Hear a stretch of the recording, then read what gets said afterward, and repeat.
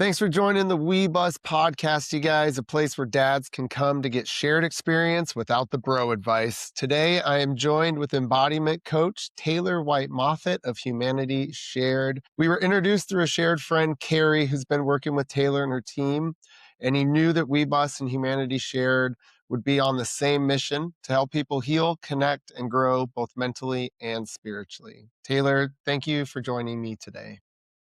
Thank you for having me. Yeah, I gotta ask, first of all, what made you start Humanity Shared? Like, what happened in your life that made you go, "Hey, something's got to change"? Because you went from a master's in social work and clinical social work to being an embodiment coach. What was that shift like, and what led you to it? Yeah, everything I've done has really been pretty selfish. I struggled greatly as a young human. I grew up in New England where I felt like I was always supposed to be performative and somebody other than who I was. And I dissociated and abandoned myself for decades. And as I went into graduate school looking to be a therapist, I initially went with the idea of like, well, I don't know how to save me. So maybe I can save some other people. And quickly was humbled to learn that the only person we're really going to save is ourselves. So I began that job in my mid 20s. And over a couple decades, I realized so many people were coming to me looking for quote unquote therapy, but they were really getting psychologized and medicalized and problematized. And that 80% of my clients were just people who had everyday challenges like, how do I deal with my spouse now that we've had children? We don't know how to connect. How do I deal with the fact that I'm so busy working? I haven't really even felt what's going on inside my body. Like, am I doing okay? Am I like screwing this all up? And what I realized was I, of course, had all the same questions. I have five boys. I've been married 27 years this year. And I felt like most of the time I had no idea what I was doing. And that was something I felt like needed to be normalized, and it needed to go far beyond talking, is we needed to be able to feel inside our bodies to start looking inside us for the answers rather than looking outside other people. And so I wanted an organization where my name was off the front and I could just be one of the people as part of the humans who are looking to find more peace and ease in the craziness we call lifing. You do have a pretty awesome team. I was looking at your website, and can you walk me through exactly what Humanity Shared is, and your coaches and what they do? Absolutely. So the organization is founded on the premise that the whole world wants to sell you a promise for $99 a month, for 6 weeks, for X amount of calories, read this book. There's this thing outside you that's going to save you. And I think we've all had the experience, and probably you and I included, Wes, where we followed these pathways of promise to find that we were kind of right back where we started. So what we created was a team of people who first and foremost knew themselves. They really were committed to facing their bullshit, smoking themselves out of the cave, really understanding where their patterns were getting in their way and getting in the way, frankly, of their friends, family, and colleagues. So, this organization and our team was founded on the premise that you have to first know yourself, start doing the work, and know that you'll forever be a student. There's no like, and then one day I got to the top of the mountain and dropped the mic and I was waiting for everyone to catch me. We're just looping around. So, our team are Mm. always doing their own work and just helping be the co-pilots for other people doing their work. And we do that in many forms. We do one-on-one coaching. We go out into workplaces and help them be able to communicate and connect more deeply. We run retreats. We run embodied coaching so people can really deeply know themselves. And then ultimately, if they're called to, help and support other people finding the same pathway for them to know themselves. That's amazing. It's very in line kind of with what WeBus is doing. I mean, we're not as proactive, I think, as you guys are with, really helping people with, obviously you must have some sort of curriculum or blueprint that you guys use to help people, or is it no, just like you're learning from your own experiences from your life? That's a good question. And I would say it's probably a combination of both. There are definitely some pillars and practices that we think are pretty standard for every human across the board. For example, our very first pillar is human beings are messy. We've yet to meet anyone who's not. So it's important to feel like we're all in the soup together. And at the same time, we never have an actual outline or itinerary because once we get in the space, be it one on one, in a workplace or retreat, what we need to see is what's happening in the space. And so if I'm ready to teach this high energy workshop on truth telling and I come into the space and everybody's energy, they're laying on the floor in their yoga mats and they're all kind of sleepy, I need to start at a different place because what we want is people to start becoming faithful to the information their body's giving them because we can't start anywhere other than where we are. And so we have lots of tools in our pocket and our work is always requiring us to shift and pivot because I may have bought everything to have fish tacos for dinner, but if my stomach says no way, it's not a good idea for me to make fish tacos. And that's a pretty good parallel to everything in your life. Mm. So you said you guys have pillars that you go off of, and one of them was messy. What are the other pillars that you guys? Yeah. So human beings are messy. The second is nervous system regulation is your most valuable asset. Again, knowing where your system's at is going to help you be successful in going to the gym, confronting your spouse, talking to a colleague, getting your kids to get out the door to school. Regulating your nervous system is super important. It's your most valuable asset. Another pillar we have is that we're wired to be connected. Most of us are trained in the United States to be independent, pull ourselves up by the bootstraps, do it by ourselves, be the breadwinner, be the man, the woman, the person. And yet, what I know is there's so many people that want to help us, that have been there before us, that can walk alongside us. And it's so powerful and so helpful to have people get in the sauce with us. The next is you're not an afterthought. For most of us, we wake up and before our feet hit the floor, we're busy like, okay, got to feed the dog, got to feed the kids, got to get the spouse's support for them and show up and smile for them. And we put on our exercise clothes and it becomes 7 p.m. and we realize we haven't checked in, we haven't eaten, we haven't had water, we haven't worked out. You are not an afterthought. And if you don't start living your life from that belief and that pillar, you're going to really keep falling down. And the last is it's never what you're doing, it's always who you're being. You can go through all the motions in your life as a good employee and a good husband and a good soldier, but if who you are is angry or shut down or avoidant or blaming or dissociated, it is spilling out into everyone you interact with and in the energy of all of what you do. And so it's important for us to remember it's never what you're doing, it's always who you're being when you do it. That's awesome.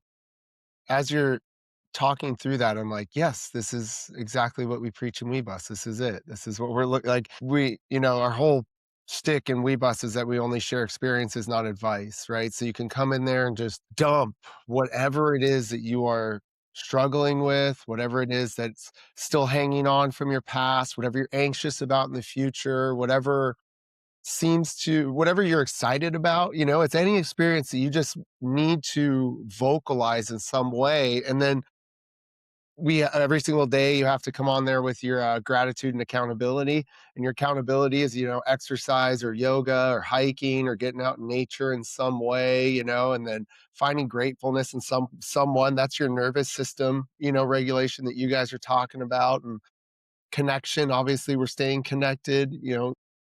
The you're not an afterthought. Can you dive into that just a little bit more and what you guys mean by that? Sure.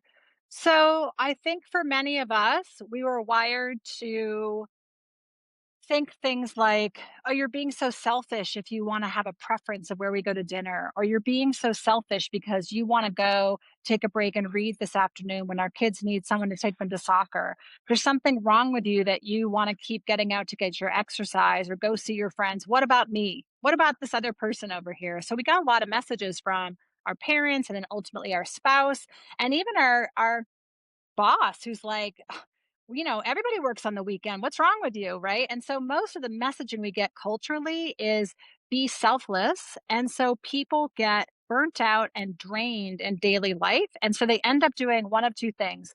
They become highly performative, high achieving, and they're checking all the metrics in terms of doing the things. But again, who they're being is god awful and toxic for self and others, or they become really self-absorbed in a destructive way and they're coping and soothing themselves with drugs, with porn, with spending, that we haven't been modeled that human beings need a healthy amount of attention and time. We are no different than a regular old houseplant. We need sun, we need water, we need connection. And with the right amount, we can show up and shine and have so much to give away. But if we short ourselves what we really need, let alone some of what we really want, we will not go far and we will not be very successful. We see this a ton in the group with the dads.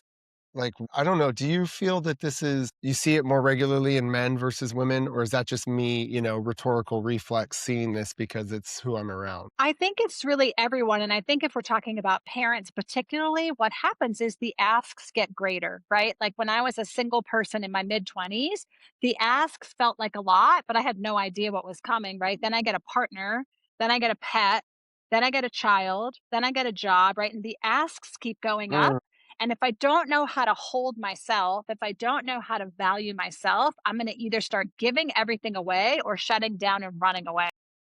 Both of those things will end up in depletion and they won't carry me very far. And so I think it's really not gender specific. I think it looks really different for the genders. And at the same time, our culture seems to value sacrifice. And again, like words like management and sacrifice, I just don't think are helping us live into vitality in whatever gender we belong or assign ourselves to. Yeah, I just feel like, in the group, I see a lot of guys like, oh, I can't do that because I got to be a dad, and I can't do that because I got to be a firefighter or whatever it is. And they have this feeling like they've got to be this thing before they're allowed to be themselves in a way. And it's some of the Can I walls that we're speak to trying to that? break down with, working with, oh my God, please. Yeah.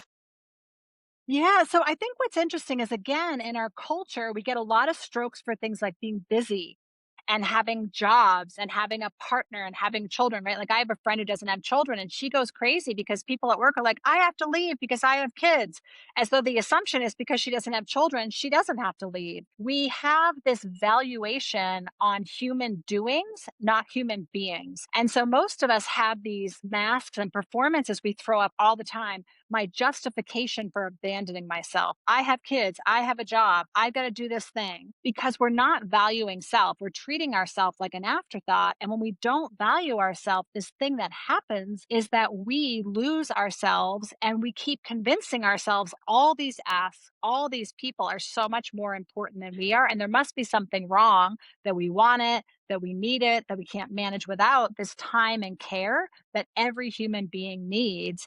And if you think about when you were a little kid and hopefully you had one or two parents who made time for you, gave you undivided attention, right? And then you start to go to school and in kindergarten and elementary, I saw my kids get this big fat chunk of recess. By middle school, it was like this much. And by high school, they had 10 minutes for lunch. We keep socializing people. Stop asking for things. You don't need anything. You're here to serve other people. You're here to be a human doing. And most of us feel guilty if we rest, if we take care of ourselves, if we do the things that actually help us connect to being a human being. I know. Hey, I the first one to raise my hand with everything you're saying right now, like 100%.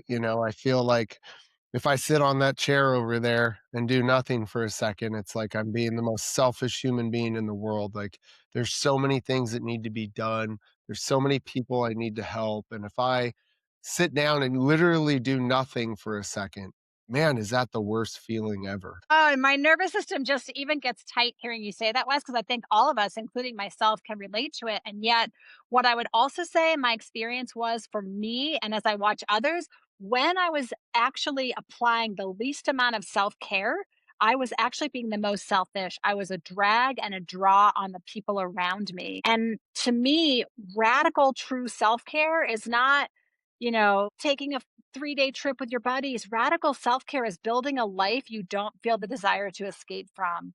It's a sustainable, long term effort to put self first, to show up first, and know that when you put the oxygen mask on you first, not only are you one more person who's now thriving in our culture, who not only will not need anything, but you now have something to give away.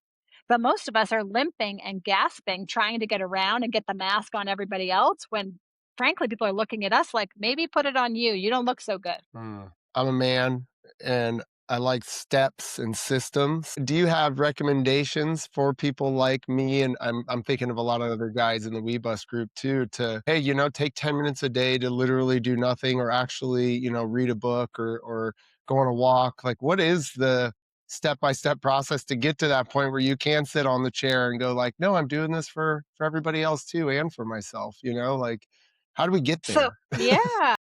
So I'd say it's like there's two things. One of which is, do you like steps and systems for sex or do you like the spontaneity of the experience? Yeah, obviously the spontaneity of the experience. Yes, of course. Okay, so there's just that, right? So part of it is we don't feel anything in our head. We feel everything in our body joy, pleasure, sadness, grief, anticipation, anger. So being alive is a felt experience. It's not a thought experience. So that's one side of the coin.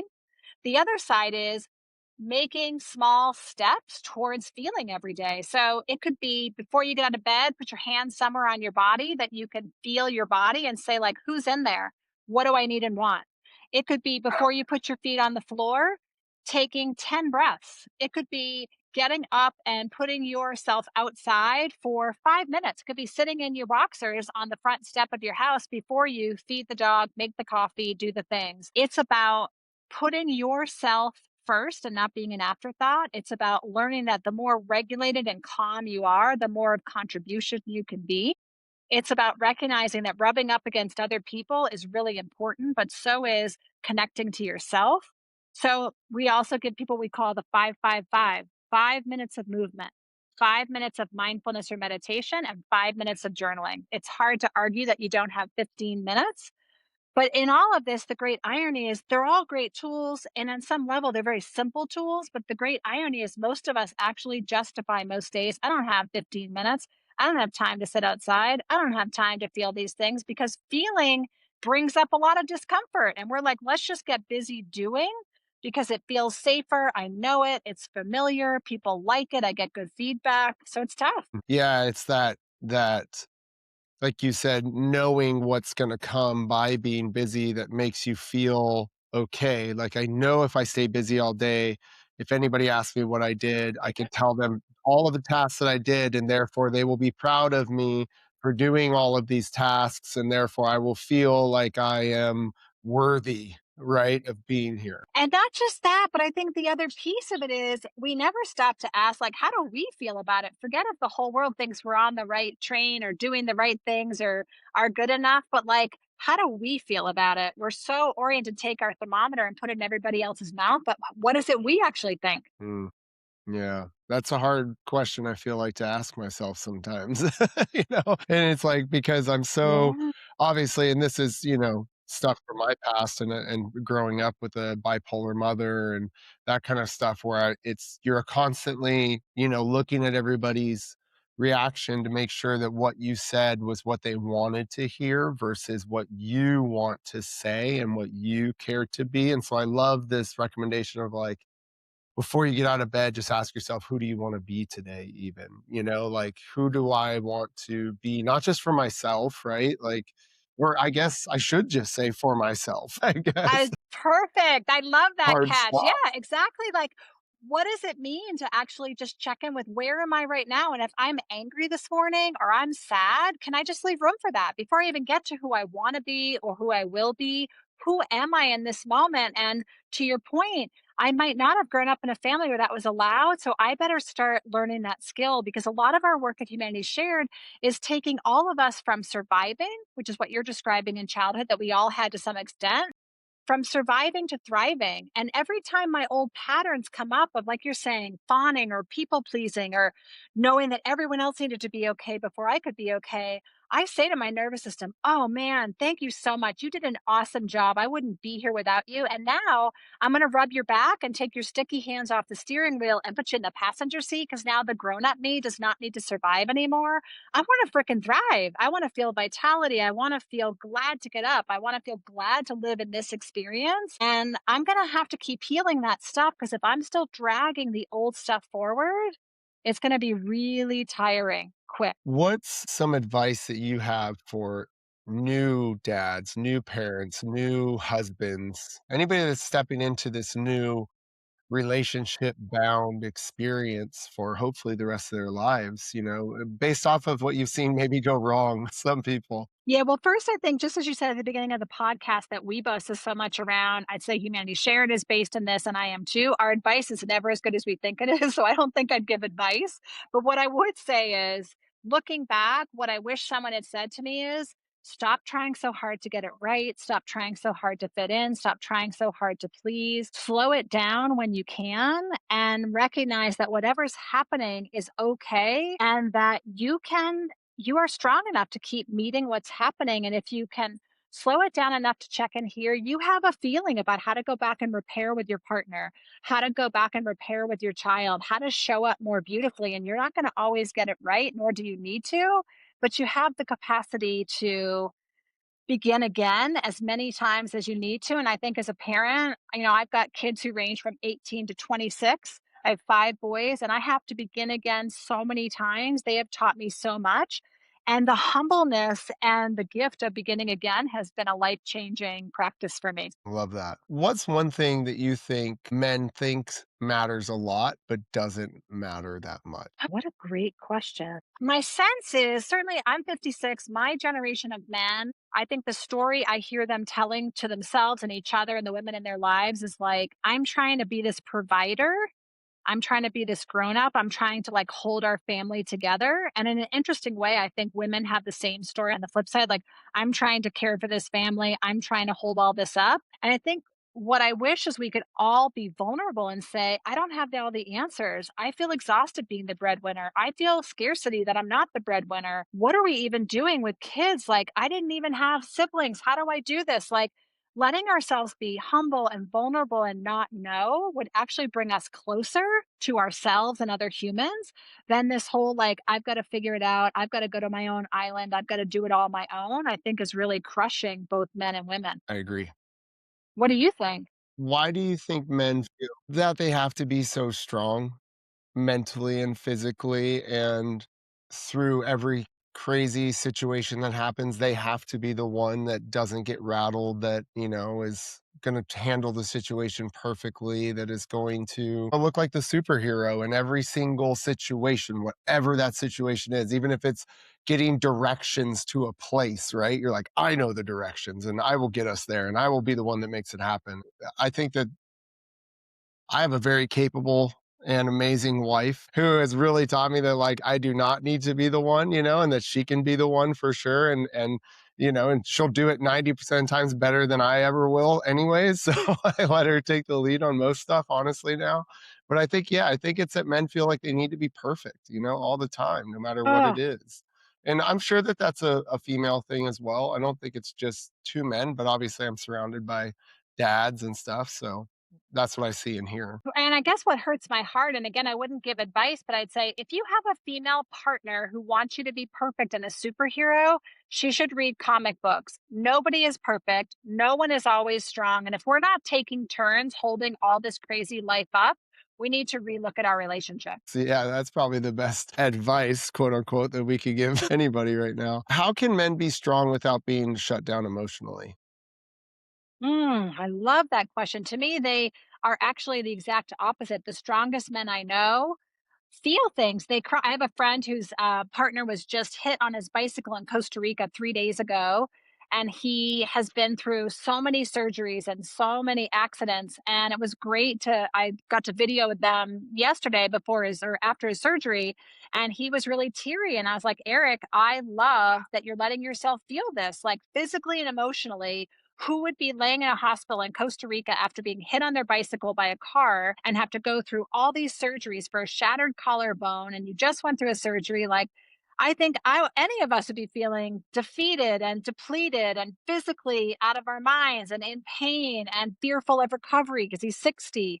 Like, there's like so much to that. And so to me, the strongest people I know can say, this is too much. I need a break. I need help. I don't have the answer.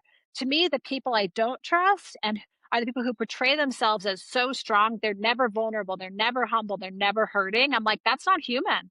It's like, people who've been married for more than 10 years because they're like, oh, yeah, we've talked about divorce. We've talked about getting boyfriends and girlfriends. We've talked about moving away from each other. We've talked about just vanishing in the night because that's real life. And you want to have a healthy relationship that leaves room for people to take turns holding the weight, people to struggle and break down, everybody being vulnerable, being like, why are we even doing this? Those are real feelings. We live in the paradox of feelings all the time. And to me, the strongest people embrace all of that. They're not super rigid and tight because they're so fearful or shameful that they're actually human. What do you believe are a few signs that you're getting burnt out and it's time to take time for yourself? That when someone asks you what you feel, you have no idea because you're numb to some extent. You're like, I don't know, everything seems like the same. You start losing interest in the things that normally bring you joy: sex, playing with your dog, your coffee, the sunrise, your hobby. You start feeling brain fog, like you can't respond or answer. You start feeling like, what's the point of this whole thing? Why did I get married? Why do I have this job? Why do we have a family? You start questioning. And to me, that's actually your spirit that's saying, There's so much more to life and to you as a human. And I always like to say the universe starts by tapping and then knocking and then banging, and then it takes a wrecking ball through. It's always trying to get our attention, but we are so good at dismissing and ignoring. About a month ago, I was at the gym and I was doing this lat exercise, and my back was like, no, no. And I was like, oh, no, it's not a problem. It's not that heavy. And my back kept saying, no, don't do this. And my head kept saying, no, no, it's fine. And that night I woke up with a back spasm and I had it for 36 hours and it had been trying to tell me kindly and directly for 45 minutes in my session when I kept going back to this set and I didn't listen. And when I don't listen, it never ends well. And so as we are being fully human, it's so important that we learn to listen to these signs and feelings and experiences because that's actually how we stay strong. When we avoid it, that's how we get hurt. Last question for you, and I'll let you go. Thank you for spending your early morning with me. I appreciate it. Why do you think so many men feel like they're carrying something heavy, but they don't even know what that is? Oh, what a great question. I think number one, as a society, until very recently, we have largely trained men to believe they were the guy. They needed to be the guy. They needed to be the man in their family when their dad left. They needed to be the provider. They needed to be a superhero. The same reason we have Disney movies with girls wearing dresses that birds are carrying the ribbons on, we have superhero movies for guys. They're both bullshit. Like we were just talking about my kids when my youngest son is a senior went to the prom and we were saying for the boys, for them it was like a night of partying and drinking and for the girls it was like this romantic fantasy and I was like neither of those seem super satisfying. Where are they all having like a super positive Or in human line with one connected another? experience?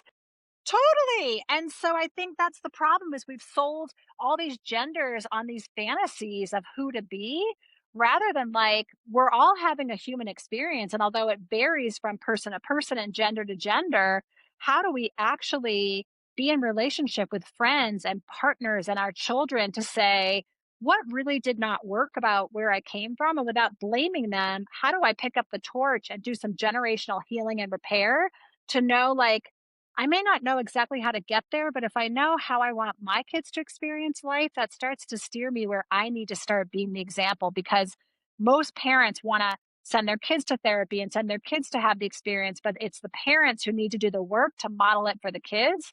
So I think for men, what I want to see is for them to be supported by mothers and sisters and wives and girlfriends and daughters to be full feeling humans and not have some story that they have to be the almighty because I don't want anybody to have that role. It's way too big for any gender. Yeah, I'm hearing you say this. I'm like understanding more now why somebody would want to be transgender and not have a gender because they don't want to be a princess or they don't want to be a hero, right? They just want to be. They just want to be who they are. You got it. You got it. And don't we all want that, right? Whoever we are, that's really to me, I think we have a story that we want to be understood, but really we just want to be seen. Without being fixed, without being told we're broken, without being given advice, without being told how we can do it better or how we're doing it wrong.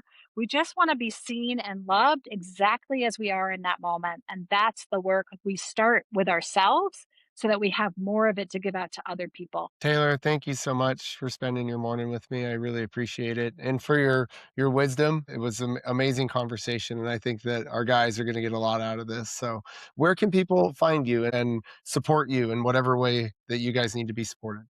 Yeah, well, first, thanks for having me. And one of the things I really appreciate is although we're all human, gender influences all of us. And so the more we can understand each other, I think it's just so helpful. So thank you for having me on and doing this work that you're doing so beautifully with men. If people want to find out about us, they can go to humanityshared.com and there's lots of ways to reach us, all the different coaches, and you can come on retreat with us. We can come out into your workplace. But ultimately, I want each person starting the day with like hand on self. So before we all go out into the world, we're regulated, we're not an afterthought, we're well. That's going to be our best contribution to the world. Taylor, I hope you have a good rest of your day. And You thank you, too. everybody else out there, for joining us. If you guys have any questions or comments, please put them below, and we'll see you on the next podcast.